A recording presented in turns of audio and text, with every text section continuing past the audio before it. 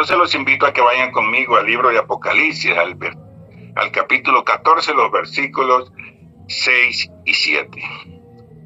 Y dice la palabra de Dios: vi volar por en medio del cielo a otro ángel que tenía el evangelio eterno para predicarlo a los moradores de la tierra, a toda nación, tribu, lengua y pueblo, diciendo a gran voz: temed a Dios y dadle gloria, porque la hora de su juicio ha llegado, y adorad a aquel que hizo el cielo y la tierra, el mar y la fuente de las aguas. Mis hermanos queridos, el mensaje del primer ángel se describe gráficamente en el corazón del Apocalipsis. Y para que hoy podamos entenderlo de manera clara y precisa, voy a considerar 4 expresiones del apóstol Juan supremamente importantes. La primera expresión es donde Juan dice otro ángel. Esto significa, hermano, que este ángel no es el primero que Juan ve, porque el apóstol tuvo varias experiencias angélicas al contemplar diversas visiones y las había recopilado en los rollos de Apocalipsis. Miremos algunos ejemplos. Sigamos ahí en Apocalipsis 7, versículo 1. Dice Juan: después de esto vi a 4 ángeles en pie sobre los 4 ángulos de la tierra, que detenían los 4 vientos de la tierra, para que no soplase viento alguno sobre la tierra, ni sobre el mar, ni sobre ningún árbol. Y dice el versículo 2: vi también a otro ángel que subía de donde sale el sol, y tenía el sello del Dios vivo, y clamó a gran voz a los 4 ángeles, a quienes se les había dado el poder de hacer daño a la tierra y al mar. Si pasamos a Apocalipsis 8, los versículos 1 y 2, dice Juan: cuando abrió el 7º sello, se hizo silencio en el cielo como por media hora, y vi a los 7 ángeles que estaban en pie ante Dios, y se les dieron 7 trompetas. Y en Apocalipsis 10, versículo 1, dice Juan: vi descender del cielo a otro ángel fuerte, envuelto en una nube, con el arco iris sobre su cabeza, y su rostro era como el sol, y sus pies como columna de fuego. Por lo tanto, hermanos, el título, el mensaje del primer ángel, no sugiere que este sea el primero que el apóstol Juan recibe de un ángel, sino que se refiere al primero de un triple mensaje final de advertencia que Dios envía a todo el mundo antes de la segunda venida de Jesús. Juan también dice: vi volar por el medio del cielo. Es interesante, este ángel no camina ni corre, sino que vuela en el firmamento. Y este simbolismo, hermano, puede tener varias interpretaciones, pero por cuestión de tiempo voy a considerar 2. Primero, el vuelo de los ángeles denota la rapidez con la que los ángeles llevan adelante la tarea que se les ha encomendado. Dijo el profeta Ezequiel, después de contemplar una visión del trono de Dios, refiriéndose a los ángeles: y los seres vivientes corrían y volvían a semejanza de un relámpago. Ezequiel 1, versículo 14. Aquí Ezequiel se está refiriendo a los ángeles que están alrededor del trono de Dios, haciendo la tarea que se les encomienda. Mis hermanos queridos, a medida que la población de la tierra aumenta en cada generación, Dios provee los medios para que el evangelio llegue a las nuevas poblaciones.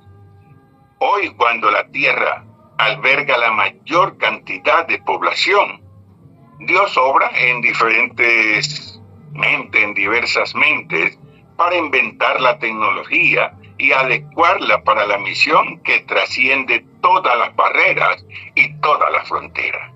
Prueba de ello es que hoy, a través de esa tecnología, estamos escuchando este mensaje.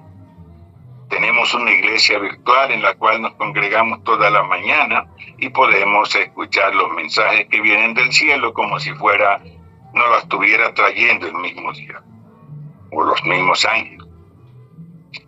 El alcance mundial y la aplicación única de esta tecnología de los tiempos del fin es literalmente como un ángel volando en el aire.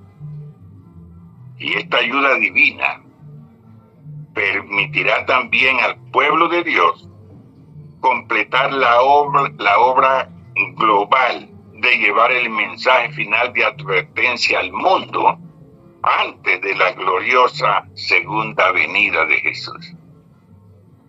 En Apocalipsis 14, los versículos 14 al 16, se describe ya la venida de Jesús justo después de la proclamación de los 3 mensajes angélicos. Dice el versículo 14 del capítulo 14, miré y he aquí una nube blanca, y sobre la nube uno sentado semejante al Hijo del Hombre, que tenía en la cabeza una corona de oro, y en la mano una hoz aguda, y del templo salió otro ángel clamando a gran voz al que estaba sentado sobre la nube: mete tu hoz y ciega, porque la hora de cegar ha llegado, pues la mies de la tierra está madura. Y el que estaba sentado sobre la nube metió su hoz en la tierra, y la tierra fue cegada. Y la segunda interpretación del vuelo de los ángeles volando en el firmamento abierto del cielo también ilustra la naturaleza pública del ministerio de Dios. Mi hermano, los mensajes de los 3 ángeles no son una cátedra privada de una iglesia para quienes se han unido a la fe.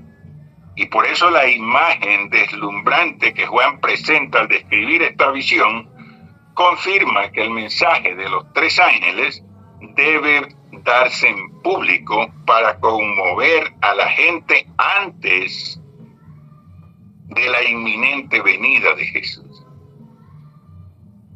Porque ¿cómo advertirías y cómo amonestarías al mundo si el mundo no está escuchando el mensaje? Estaríamos caminando en contravía de lo que dice Mateo 24, en su versículo 14, que será predicado este evangelio del reino a todo el mundo para testimonio a todas las naciones, y entonces vendrá el fin. El mundo no escucharía el mensaje si no somos nosotros los que predicamos ese mensaje, porque seguro estoy que ninguna otra denominación cristiana va a publicar este mensaje. La tercera expresión de Juan es los que moran en la tierra, y a toda nación, tribu, lengua y pueblo. La frase los que moran en la tierra representa a toda la raza humana, y lo confirman los adjetivos clave que la siguen: a toda nación, tribu, lengua y pueblo. Esto describe un escenario mundial, lo que significa que los mensajes de los 3 ángeles deben llegar a todo el mundo. En Apocalipsis 14 no estamos hablando de ángeles literales, porque fue a nosotros, a los discípulos de Jesús, a quienes se nos encomendó y se nos dio el privilegio de la predicación del Evangelio eterno. No a los ángeles, es al pueblo remanente del tiempo del fin, los que tenemos la paciencia de los santos, los que guardamos los mandamientos de Dios y la fe de Jesús, como dice Apocalipsis 14, versículo 12. Por eso, mis hermanos, la urgencia, la seriedad y el poder que acompaña a los mensajes dividirán al mundo en 2 grupos, como en los tiempos de Noé. Para las cosechas finales en la segunda venida de Cristo. Y eso es lo que dice Apocalipsis 14, los versículos 15 y también el versículo 18. Dice el versículo 15: y del templo salió otro ángel, clamando a gran voz al que estaba sentado sobre la nube: mete tu hoz y siega, porque la hora de segar ha llegado, pues la mies de la tierra está madura. ¿Quién es la mies de la tierra, hermano? La mies representa a los que serán salvos. Y sigue diciendo el versículo 18: y salió del altar otro ángel que tenía poder sobre el fuego, y llamó a gran voz al que tenía la hoz aguda, diciendo: mete tu hoz aguda y vendimia los racimos de la tierra, porque sus uvas están maduras. Y las uvas, mis amados hermanos, representan a los perdidos, y se completan así las dos cosechas que maduran los mensajes de los tres ángeles: la mies para salvación de los hijos de Dios, y las uvas para el lagar de la hija de Dios, que representan a los seguidores de Satanás. Y la cuarta expresión en el Evangelio es el Evangelio eterno. La cuarta expresión que voy a considerar aquí en el primer versículo es el Evangelio eterno. Es el mensaje clave del primer ángel. El apóstol Juan, cuando dice eterno, se refiere únicamente al mensaje del Evangelio que se encuentra en el sacrificio expiatorio de Jesús, puesto que se extiende a lo largo de la historia de toda la humanidad. Y digo del Evangelio de Jesús porque ya hay otro Evangelio. El Evangelio de la gracia barata y de la prosperidad mentirosa. Pero el Evangelio eterno que nosotros predicamos debe ser un Evangelio que tiene 4 características. Primera característica del Evangelio de Cristo es que somos salvos por gracia por medio de la fe. La segunda característica es que Cristo vivió una vida perfecta para tejer un manto de justicia que nosotros podemos reclamar para cubrir la vergüenza de nuestra desnudez. La tercera característica es que Jesús tomó nuestra culpa y sufrió el castigo que nosotros debíamos asumir. Ya Jesucristo pagó la deuda que nosotros teníamos con el pecado. Y la cuarta característica es que Jesús intercede por nosotros como intercesor o mediador si llegáramos a pecar después de haberle recibido como nuestro único y verdadero Salvador personal. Pero hermano, como tenemos una naturaleza pecaminosa y nuestra tendencia es al mal, necesitamos un intercesor, pero no un intercesor cualquiera. Un intercesor que tenga estas 3 características. Primera, tiene que ser Dios. Segundo, tiene que ser hombre. Y tercero, debe ser sin pecado. Y dice Hebreos 7, versículo 26, hablando de ese intercesor: porque tal sumo sacerdote nos convenía. Y describe las características de ese sacerdote: santo, inocente, sin mancha, apartado de los pecadores y hecho más sublime que los cielos. ¿Quién podía ser ese intercesor entonces, hermano? Sin duda, tiene que ser nuestro Señor Jesucristo. Es que antes de la creación del primer ser humano, la deidad ya había ideado el camino para la salvación, porque sabía que el hombre pecaría contra el mandamiento de Dios. Por eso mire lo que dice Juan en su Evangelio, en el capítulo 3, versículo 16, un clásico de la Biblia. Porque de tal manera amó Dios al mundo, que ha dado a su Hijo unigénito, para que todo aquel que en él cree no se pierda, mas tenga vida eterna. Dios sabía que el hombre iba a pecar. Y es importante notar que en el simbolismo del primer animal en el jardín del Edén, el Evangelio ya fue presentado a Adán y a toda su descendencia. Mire lo que dice Génesis 3, versículo 21. Y Jehová Dios hizo al hombre y a su mujer túnicas de pieles y los vistió. Y a nosotros también nos vistió Jesús con el manto de justicia que tejió con su vida perfecta. Y esta imagen del Evangelio se ilustra gráficamente más tarde mediante las ordenanzas del santuario que Dios dio a la nación hebrea. Vaya conmigo a Éxodo 25, versículos 8 y 9, y vamos a leer también el 40. Dice el versículo 8. Y harán un santuario para mí, le dice Dios a Moisés, y habitaré en medio de ellos, conforme a todo lo que yo te muestre, el diseño del tabernáculo y el diseño de todos sus utensilios, así lo harás.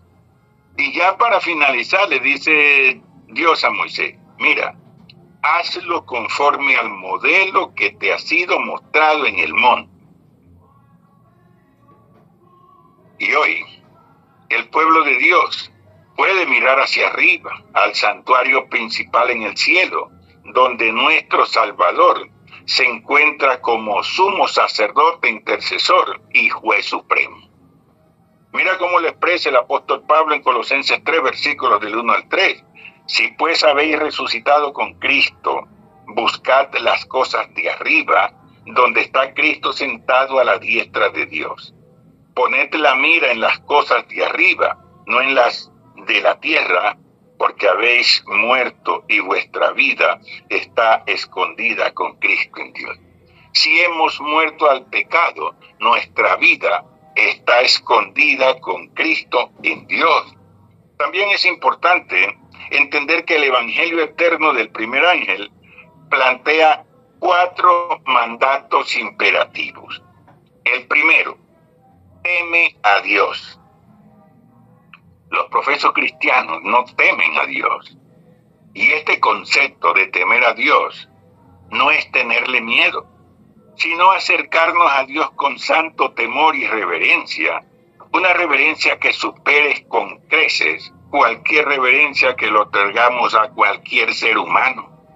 No es miedo, es servirle, agradándole, servirle a Dios, como Noé cuando construyó el arca, como Jesús que no vino para ser servido, sino para servir y dar la vida por nosotros los pecadores.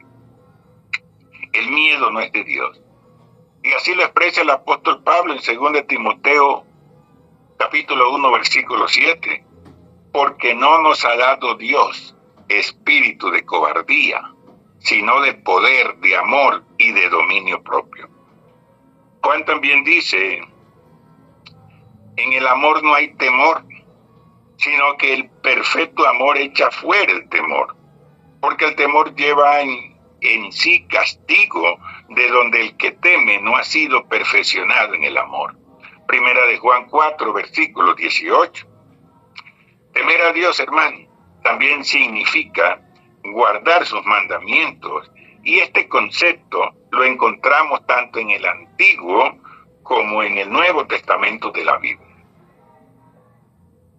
En Eclesiastés 12, versículos 13 y 14, dijo el sabio Salomón, el fin de todo el discurso oído es este, teme a Dios y guarda sus mandamientos, porque esto es el todo del hombre, porque Dios traerá toda obra a juicio, juntamente con toda cosa encubierta, sea buena o sea mala. Y lo dice el apóstol Pablo en Efesios, en otras palabras, Efesios 2, versículos 8 y 9. Porque por gracia sois salvos por medio de la fe, y esto no de vosotros, pues es don de Dios, no por obra, para que nadie se gloríe. Pero mire que aunque somos salvos por gracia mediante la fe en Jesucristo, la ley de Dios sigue siendo importante. Porque la ley es el espejo que nos muestra los defectos de carácter. Porque la ley es la que nos revela a nosotros el pecado y nos lleva a la necesidad de buscar un Salvador. Lo que pasa es que este concepto de temer a Dios ataca la esencia de la popular teoría de la gracia barata que se difunde en diversas denominaciones cristianas. Por lo tanto, mis amados queridos, el mensaje final del Evangelio que se transmite al mundo a través del primer ángel refleja el fuerte llamado a que todos los hijos fieles de Dios, que hemos sido redimidos por los méritos de su Hijo, temamos a Dios y guardemos sus mandamientos. Otro imperativo de Dios es darle gloria. La gloria es de Dios, y los hombres no tenemos gloria en esta tierra, porque pecamos y estamos destituidos de la gloria de Dios, y así lo expresó Pablo en Romanos 3, versículo 23. Glorificar a Dios nos ayuda a entender que nuestra salvación fue pagada en su totalidad en el sacrificio expiatorio de Jesús, y no hay nada que podamos hacer para complementar lo que ya Jesús hizo por nosotros. Que somos salvos por gracia mediante la fe en Jesús, y eso tenemos que tenerlo supremamente claro. Y comprender esto, hermanos, nos llevará a despertar en el corazón el amor y la devoción más profunda para glorificar a aquel que hizo el sacrificio infinito para la salvación de la humanidad. Yo digo, alabado sea el nombre de Dios. La segunda comprensión de glorificar a Dios es humillarnos ante Él en todo. Y Jesús nos enseñó que Él, estando en la condición de hombre, se humilló a sí mismo, haciéndose obediente hasta la muerte y muerte de cruz. Hermanos, al proclamar el Evangelio eterno de Jesús que nos ha sido encomendado, el pueblo de Dios debe llamar la atención de sus oyentes sobre el hecho de que deben dar toda la gloria a Dios, porque Dios no comparte su gloria con nadie. Romanos 11, versículo 36, dice, porque de Él, y por Él, y para Él son todas las cosas. A Él sea la gloria por los siglos. Amén. Y este mensaje ataca también el centro de todo orgullo y autosuficiencia humana, y muestra al mundo que todo lo que hacemos es por la gracia de Dios.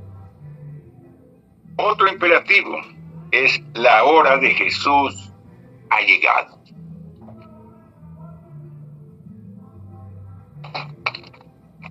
La hora de Jesús, la hora del juicio ha llegado. El tercer concepto espiritual que Juan capta en el mensaje es que ha llegado la hora del juicio de Dios. Aunque muchos piensan que el juicio es una terrible noticia, Dios nos lleva a comprender que el juicio traerá buena noticia, como traía en el día de la expiación en el Antiguo Testamento. En este día, el sumo sacerdote realizaba varias ordenanzas para purificar el santuario de los pecados del pueblo de Dios, que simbólicamente se habían transferido allí a lo largo de todo el año. Y es reconfortante, hermanos, saber que Jesús está haciendo lo mismo como nuestro sumo sacerdote y juez en el santuario celestial. Cristo ha estado purificando los pecados del pueblo arrepentido de Dios desde el santuario celestial con su propia sangre, para que podamos estar en la presencia de un Dios santo, un Dios sin mancha. Y Juan lo dice en Apocalipsis 1, versículo 5. Y de Jesucristo, el testigo fiel, el primogénito de los muertos y el soberano de los reyes de la tierra, al que nos amó y nos lavó de nuestros pecados con su sangre. Mis hermanos queridos, aunque Dios ofreció al pueblo de Israel la salvación plena y gratuita en la muerte expiatoria del Redentor venidero, esta salvación no les fue impuesta. Por eso del libre albedrío que Dios nos ha dado a nosotros, ser dueño de nuestra voluntad. Y de la misma manera, al pueblo de Dios del tiempo del fin, que continúe aferrándose a sus pecados y permita que esos pecados permanezcan en los registros del santuario del cielo, no podrá tener esos pecados limpiados o cancelados cuando Cristo finalmente concluya su obra de intercesión. Y entonces, ¿qué pasaría, hermano Álvaro? Preguntarán ustedes. La respuesta la vamos a encontrar en Apocalipsis 22, versículo 11, cuando Jesús proclamará: el que es injusto, sea injusto todavía. Y el que es inmundo, sea inmundo todavía. Y el que es justo, practique la justicia todavía. Y el que es santo, santifíquese todavía. Y el último imperativo, hermano, tiene que ver con la adoración. Adorar a aquel que hizo, dice. El último concepto que el apóstol Juan capta en el Evangelio eterno es el tema de la adoración. Y se hace eco de la voz del ángel en las siguientes palabras: y adorad a aquel que hizo el cielo y la tierra, el mar y las fuentes de las aguas, de Apocalipsis 14:7. Y hablando de adoración, hermano, el salmista nos llama a adorar. Venid, adoremos y postrémonos, arrodillémonos delante de Jehová nuestro Hacedor, porque Él es nuestro Dios, nosotros el pueblo de su prado y ovejas de su mano. Salmo 95, versículos 6 y 7. Cuando nosotros presentemos el Evangelio eterno a los pueblos del mundo, el mensaje debe atacar la raíz de toda adoración falsa que haya cobrado protagonismo en diversas partes del mundo. Satanás ha atado al mundo al humanismo secular, al ocultismo y al espiritismo moderno de la nueva era. Pero el Evangelio eterno enseña que el Dios creador es el mismo que vino a morir por la humanidad para redimirnos de la muerte eterna, para que todo aquel que en Él cree no se pierda, mas tenga vida eterna, como dice Juan en su Evangelio capítulo 3, versículo 15. Mis amados hermanos, solo Dios merece adoración en virtud de que Él es el Creador, como dice el profeta Ezequiel. Ezequiel capítulo 20, versículos 19 y 20. Yo soy Jehová vuestro Dios, andad en mis estatutos y guardad mis preceptos y ponedlos por obra, y santificad mis días de reposo, y sean por señal entre mí y vosotros, para que sepáis que yo soy Jehová vuestro Dios. Y a lo largo de la Biblia, Dios nos está recordando que Él es Dios, nosotros somos las criaturas, y son las criaturas las que le rinden adoración a su Creador. Es interesante saber también que el mandamiento del sábado también está ligado a la adoración del Dios Creador. Este es el que conmemora su creación. De hecho, frases clave que se encuentran en el mensaje del primer ángel como: y adorad a aquel que hizo el cielo y la tierra, el mar y la fuente de las aguas, de Apocalipsis 14, hacen una clara alusión al mandamiento del sábado, tal como se describe en Éxodo 20 en los versículos del 8 al 11. El concepto de adoración, hermano, llama la atención de los habitantes de la tierra para que regresen a honrar al Dios creador a través de la celebración del monumento de su creación. Dios desde el principio se percató de establecer una señal para distinguir a sus hijos. Vaya conmigo a Génesis 2, versículos del 1 al 3. Mire que dice: fueron pues acabados los cielos y la tierra y todo el ejército de ellos. Y acabó Dios en el día séptimo la obra que hizo, y reposó en el día séptimo de toda la obra que hizo, y bendijo Dios al día séptimo y lo santificó, porque en él reposó de toda la obra que había hecho en la creación. El sábado, mis apreciados, ha sido, es y será una señal distintiva del pueblo de Dios. Los mensajes de los tres ángeles son secuenciales, pero también son acumulativos. Dios dispuso que el mensaje del primer ángel sirviera como un preparatorio antes de que se proclamaran los mensajes del segundo y del tercer ángel. Y este mensaje tiene como objetivo transmitir el evangelio eterno a los pueblos del mundo para que confiesen a Jesús como su único Salvador y no sucumban ante la adoración falsa. Y termino, mis apreciados, con este pasaje de Isaías 66, los versículos 22 y 23. Porque como los cielos nuevos y la nueva tierra que yo hago permanecerán delante de mí, dice Jehová, así permanecerá vuestra descendencia y vuestro nombre, y de mes en mes, y de día de reposo en día de reposo, vendrán todos a adorar delante de mí, dijo Jehová. Mis amados hermanos, mi llamado como adventista del séptimo día es a estudiar en detalle y a proclamar los mensajes angélicos siguiendo el camino de los tres ángeles. Que Dios les bendiga.